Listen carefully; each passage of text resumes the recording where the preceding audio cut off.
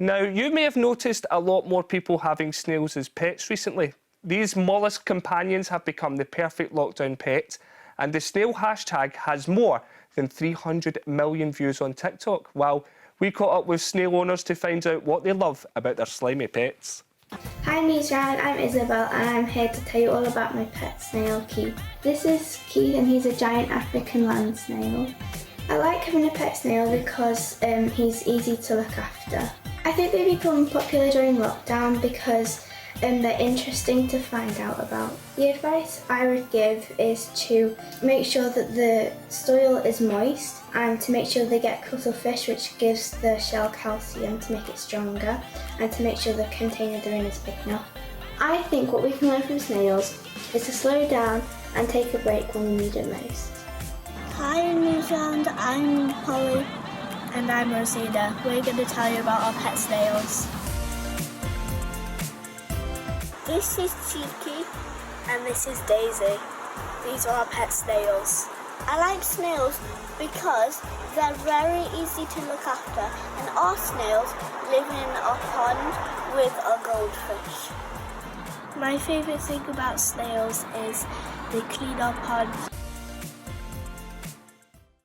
Hi Newsround, my name's Fabian and I'm an exotics vet. And today I'm going to be talking to you about owning a pet snail or slug. Tip number 1, make sure these guys have access to water. And so while it's important they have a place to drink regularly, so putting something down like a little bowl that they can get into and drink is super important. But something that we need to be aware of is making sure their setup, their environment is humid. Another important part is to make sure that the temperature is correct, because if it's too hot, then it will dry them out. So somewhere between 20 to 27 Celsius is really important. Humidity, hydration, water, all important parts.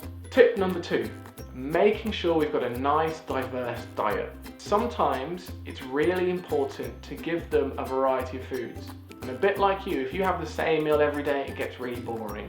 Leafy green vegetables, spinach for example, lettuce for example, are some of the more common things that we usually connect with slugs and snails.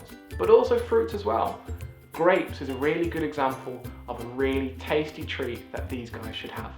Tip number 3, make sure they have a glass or a plastic environment. Now my preference is to glass, but the most important part is that it's not wood. Now, why is wood such a thing that they can't have access to? And the reality is that they will chew through it. They have very small mouths, but they're very powerful. And so you imagine if they eat wood, they can get splinters in their mouth and that can be painful. So, my suggestion, glass or plastic, just stay away from wood. And I think that's a really important part of looking after slugs and snails.